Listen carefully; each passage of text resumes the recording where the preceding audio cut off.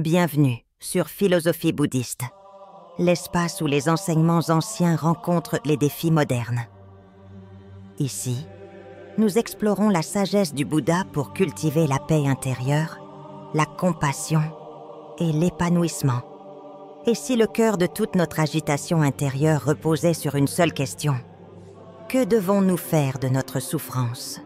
Certains fuient, d'autres l'étudient, quelques-uns l'embrassent. Mais au centre de ce labyrinthe émotionnel se trouvent deux figures, deux visions radicalement différentes de la manière d'habiter la douleur. D'un côté, une sagesse ancienne qui nous souffle qu'il est possible de s'éveiller, de se détacher, de souffler sur les flammes du désir pour ne plus jamais se brûler. De l'autre, une voix provocante, tranchante, qui nous intime d'avancer à travers le feu, de nous forger dans la douleur, de croître jusqu'à devenir plus grands que nos blessures. Ces deux penseurs ne sont pas que des monuments de la philosophie. Ils sont des diagnostics vivants de deux façons d'exister. Siddhartha Gautama, que l'histoire retiendra comme le Bouddha, propose une méthode pour cesser de souffrir. Friedrich Nietzsche, penseur foudroyant du XIXe siècle, affirme au contraire que la souffrance est la matière même de toute grandeur. L'un apaise, l'autre attise. L'un parle de silence intérieur, l'autre d'ouragan créateur. Mais alors, qui a raison? Peut-on vraiment éteindre la douleur comme une bougie? Ou faut-il, au contraire, se nourrir de son intensité pour ne pas sombrer dans la banalité? Derrière cette tension philosophique se cache une interrogation existentielle, viscérale, qui nous concerne tous. Quand la vie nous blesse, quelle direction devons-nous prendre? Ce voyage ne sera pas une simple exposition d'idées anciennes.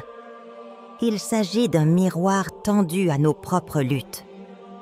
Car que l'on souffre d'une rupture, d'un échec, d'une crise d'identité ou d'un vide qui ne dit pas son nom, les enseignements du Bouddha et de Nietzsche deviennent des cartes, des choix, des voies possibles. L'une murmure le calme, l'autre hurle l'élan. Ce sont des chemins que chacun peut emprunter, non pas pour adhérer à un dogme, mais pour explorer ce que signifie être humain, vraiment. La souffrance n'est pas un concept abstrait. Elle a le goût du quotidien, l'odeur de nos peurs, le poids de nos pertes. Et peut-être que l'écoute de ces deux maîtres peut, à sa manière, nous aider à mieux l'habiter ou à mieux la transformer. Pour comprendre la profondeur de leurs idées, il faut d'abord saisir d'où viennent ces deux hommes, car leur pensée est indissociable de leur expérience. Siddhartha Gautama, né dans une famille royale en Inde il y a plus de 2500 ans, aurait pu vivre dans l'opulence et l'ignorance. Mais dès qu'il franchit les murs dorés de son palais, il découvre l'âge, la maladie, la mort. Ce choc devient le point de bascule. Il abandonne alors tout. Richesse, statut, confort. Pendant des années, il explore les extrêmes, les plaisirs excessifs, puis les privations radicales. Aucun de ces chemins ne lui apporte la paix, jusqu'au jour où, en méditant sous un arbre, il entrevoit un équilibre, ce moment d'éveil, qu'on appellera plus tard l'illumination, donnera naissance au bouddhisme. Nietzsche, lui, naît dans l'Europe industrieuse du XIXe siècle, au sein d'une famille marquée par la religion protestante. Enfant brillant, il devient professeur de philologie à seulement 24 ans. Mais la maladie et le désenchantement l'isolent rapidement. Nietzsche abandonne sa carrière universitaire et s'enferme dans une solitude fertile, où il écrit ses œuvres majeures. Il vit dans un monde en crise, où les valeurs traditionnelles s'effondrent. Pour lui, dire que Dieu est mort n'est pas une provocation gratuite, mais le constat d'une époque orpheline de sens. La souffrance omniprésente dans sa vie physique et mentale, devient pour lui le creuset de la vérité. Ce contraste entre les deux hommes est frappant. L'un médite dans les forêts d'Inde, cherchant la paix intérieure. L'autre écrit fiévreusement dans les montagnes d'Europe, traquant les illusions morales. Pourtant, chacun d'eux se présente comme un thérapeute de l'âme. Tous deux diagnostiquent une blessure essentielle de l'humanité et proposent une voie pour en sortir. Le Bouddha par la douceur de l'esprit, Nietzsche par l'intensité du vouloir. Et si leurs différences sont marquées, leur ambition commune est d'autant plus fascinante. Aider l'homme à ne plus subir son existence, mais à la comprendre, voire à la maîtriser. La vie, disait le Bouddha, est marquée par le dukkha, un mot pali difficile à traduire, qui évoque à la fois la souffrance, l'insatisfaction, l'instabilité. Ce n'est pas seulement la douleur physique ou morale, mais ce léger frottement intérieur, ce manque diffus, que même nos plaisirs les plus intenses ne suffisent pas à combler. Et cette vérité, loin d'être pessimiste, est pour lui un point de départ. On ne peut se libérer que de ce qu'on voit clairement. Le Bouddha articule son enseignement autour des 4 nobles vérités. La première est l'observation de la souffrance. Vieillir, perdre, tomber malade, être séparé de ce qu'on aime, ne pas obtenir ce qu'on désire. Tout cela fait partie intégrante de notre condition. Même le bonheur est teinté d'angoisse, car il est éphémère. C'est cette impermanence qui rend toute attache douloureuse. La deuxième vérité identifie la cause de cette souffrance, le désir.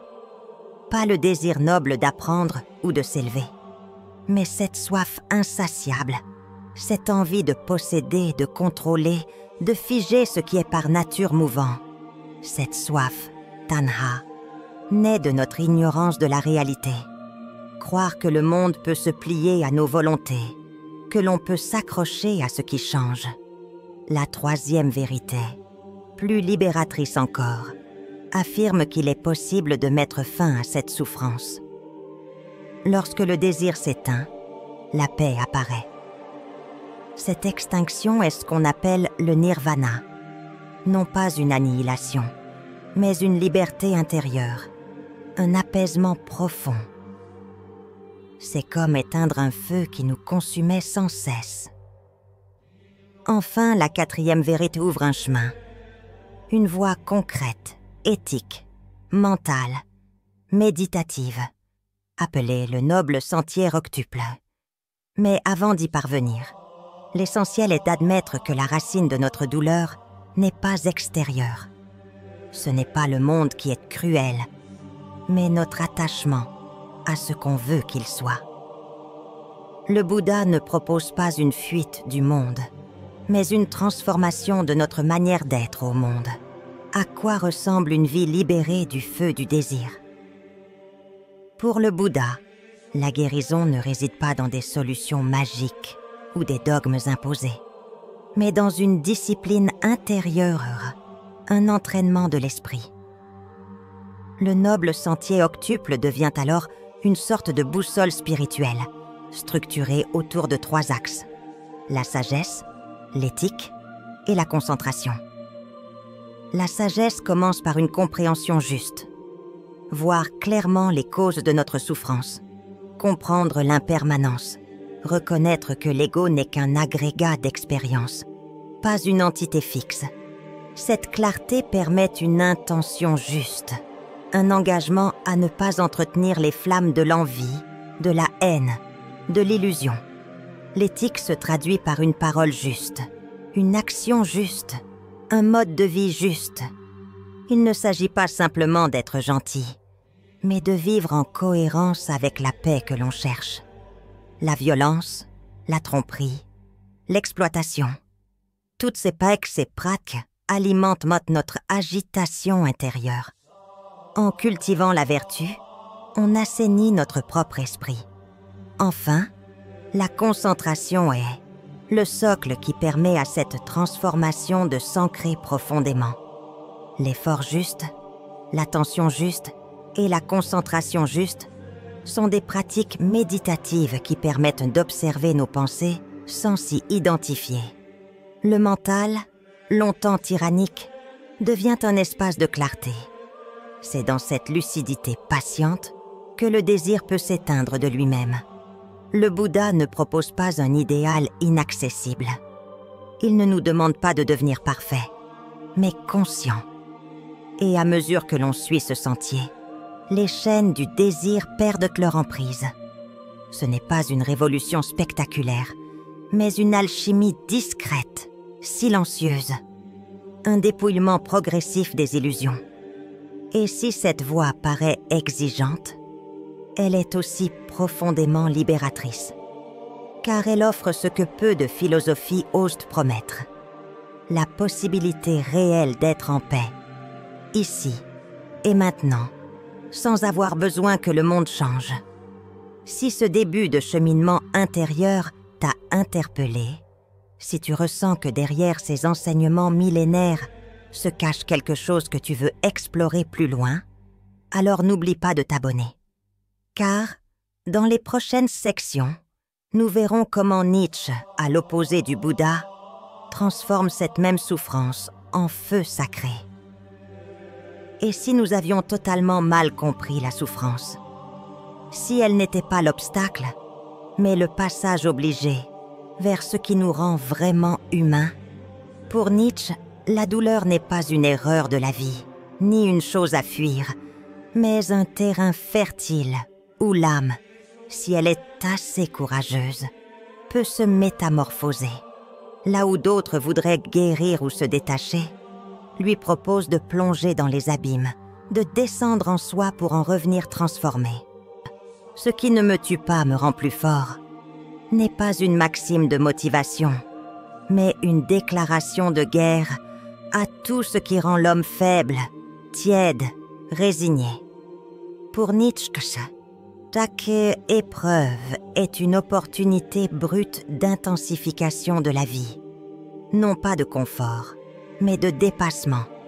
Dans la douleur, il ne voit pas une faute cosmique, mais une épreuve initiatique. Ceux qui échappent constamment à la difficulté, qui se barricadent dans le confort et la facilité, ne feront jamais l'expérience de leur propre puissance. Son regard sur la souffrance est profondément élitiste et provocateur. Elle est le feu qui forge ou celui qui consume. Tout dépend de l'attitude adoptée. Subir la souffrance passivement, c'est risquer de sombrer dans le ressentiment, dans la victimisation. Mais la transformer en tremplin, en élan, c'est choisir de vivre non pas malgré elle, mais à travers elle.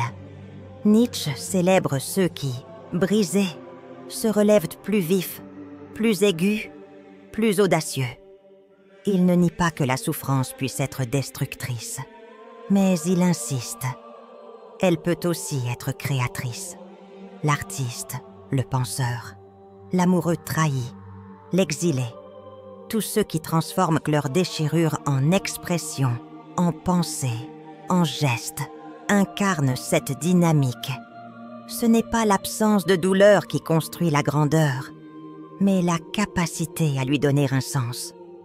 Une douleur assumée devient un matériau noble. Une douleur fuie devient un poison lent. À travers ses œuvres, Nietzsche ne cesse de nous interpeller. Es-tu prête à souffrir pour te rencontrer vraiment? Pour que naisse en toi non pas un moi rassuré, mais un moi transfiguré. La souffrance n'est pas un monstre, mais un révélateur. Elle nous pousse dans nos retranchements, arrache les masques, détruit nos illusions. Et ce faisant, elle peut révéler ce qui, en nous, veut vivre plus intensément. Nietzsche ne se contente pas de réhabiliter la souffrance. Il attaque frontalement ce qu'il appelle la morale du soulagement. Ce courant de pensée, qu'il attribue en partie au christianisme et, dans une certaine mesure, au bouddhisme, cherche à éliminer la douleur au nom de la compassion. Pour lui, cette volonté de tout adoucir, de protéger chacun de l'inconfort, est un poison bienveillant.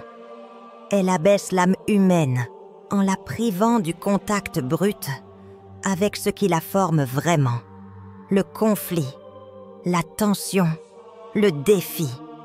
Dans ses textes, Nietzsche décrit un monde en train de se ramollir, une époque où le confort devient la valeur suprême, où la sécurité remplace l'aspiration.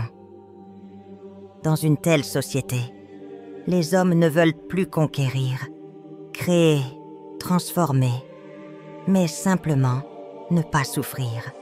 Il appelle ces êtres les derniers hommes, des créatures ternes qui ont renoncé à la grandeur pour une tranquillité fade. Ce n'est pas la pitié que Nietzsche rejette, mais ce qu'elle devient lorsqu'elle prend le dessus sur toute autre valeur, lorsqu'elle empêche la confrontation, la responsabilité, le courage. Pour lui, vouloir soulager toutes les douleurs, c'est parfois empêcher l'autre de se révéler à lui-même. La difficulté, si elle est systématiquement évitée ou effacée, nous prive de notre propre puissance. Nietzsche reconnaît que cette morale compatissante est séduisante. Elle fait appel à notre sensibilité, à notre désir de bien. Mais il voit en elle une trahison de la vie, une manière douce de renoncer à toute intensité. La vraie bienveillance, selon lui, n'est pas d'épargner la douleur à tout prix, mais d'aider chacun à la traverser, à y puiser quelque chose de vital. Il craint une humanité anesthésiée, qui, à force de vouloir éviter le choc, finit par ne plus rien ressentir du tout. Plus d'élan, plus de passion, plus de risque.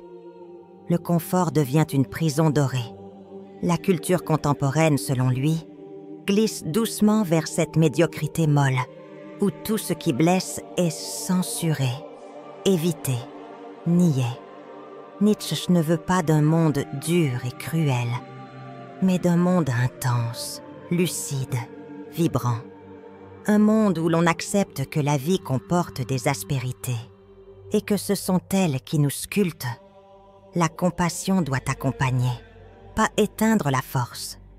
Le confort doit soutenir, pas anesthésier le désir de croissance.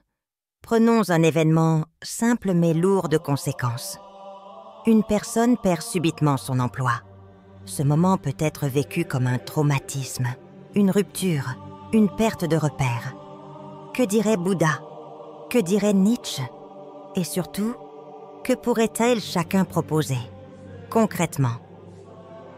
Le Bouddha inviterait à observer sans jugement. La première réaction, tristesse, peur, colère, serait accueillie avec douceur. Il nous dirait « Ne résiste pas, regarde en toi ce que cette perte touche. Est-ce ton besoin de sécurité? Ton image sociale? Ton identité ?» À travers cette introspection, il nous pousserait à identifier les attachements qui rendent cette perte douloureuse. Car, pour lui, ce n'est pas la perte du travail qui est souffrance, mais l'attachement à ce que ce travail représentait. La méditation deviendrait un outil pour traverser cette tempête intérieure. En revenant au souffle, à l'instant, on apprend à ne pas se laisser dévorer par l'angoisse. Le Bouddha propose un désarmement doux du mental. Il ne nie pas la douleur, mais l'ouvre, la laisse circuler, jusqu'à ce qu'elle se dissolve. Ce processus amène une libération. On découvre qu'au fond, notre paix n'a jamais dépendu d'un statut, d'un emploi ou d'un rôle. Nietzsche, lui, prendrait une toute autre posture. Pour lui, cette perte est une épreuve initiatique. Il ne dira pas « apaise-toi ». Il dira « profites-en ». Voilà une occasion brute de te réinventer. Ce que tu croyais être un effondrement est peut-être une ouverture. Était-ce ton rêve, non? Alors pourquoi t'accrocher à cette image? Il pousserait à la reconquête, à la mise en action, apprendre une nouvelle compétence, créer, s'autonomiser. Il transformerait la blessure en défi. Le message de Nietzsche est plus dur, mais aussi plus galvanisant. Il t'invite à affirmer ton pouvoir même dans la défaite. Il ne cherche pas à consoler, mais à réveiller.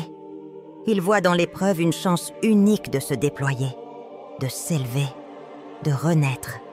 Sa compassion à lui n'est pas de soulager, mais d'allumer le feu sacré qui dort en chacun. Ces deux réponses ne s'excluent pas. Elles dessinent deux étapes complémentaires. Comprendre d'abord, puis agir. Se détacher, puis transformer. Respirer, puis s'élancer. Le cœur du débat se cristallise ici. Le désir. Pour le Bouddha, c'est la source même du problème. Pour Nietzsche, c'est la pulsation de la vie. Deux regards incompatibles, ou bien les deux versants d'une même montagne. Dans l'enseignement bouddhiste, le désir, tanha, est une soif illusoire. Il nous fait croire que la satisfaction viendra de ce qui est extérieur. Un objet, une réussite, une reconnaissance. Mais même lorsqu'on obtient ce que l'on cherche, un nouveau manque surgit. Le désir n'a pas de fin. Il est structurellement insatiable. Et c'est là que réside le piège. À chaque victoire, il réapparaît sous une autre forme, nous maintenant dans un cycle sans repos. Le Bouddha ne condamne pas tout élan, mais il invite à distinguer entre un désir égoïste, avide, centré sur le manque, et une aspiration lucide, tournée vers l'éveil, la compassion, la clarté. Le premier enchaîne, le second libère. Le but n'est pas de ne plus rien vouloir, mais de vouloir avec justesse. C'est là toute la subtilité de sa pensée. Nietzsche, à l'opposé, affirme que le désir c'est la signature de la vie elle-même. Toute créature désire se nourrir, s'élever, créer, dominer parfois. Et il ne voit pas pourquoi l'homme devrait s'en affranchir. Ce n'est pas le désir qui est dangereux, c'est sa petitesse. Vouloir fuir la douleur, se contenter de peu, rechercher uniquement le plaisir immédiat. Voilà ce qu'il rejette. Mais vouloir grand, vouloir fort, vouloir intensément, cela, il le célèbre. La volonté de puissance nietzschéenne n'est pas une brutalité. C'est un élan vital, une énergie créative. Le désir de comprendre, d'innover, d'aimer, de créer. Tout cela est, pour lui, expression de cette force.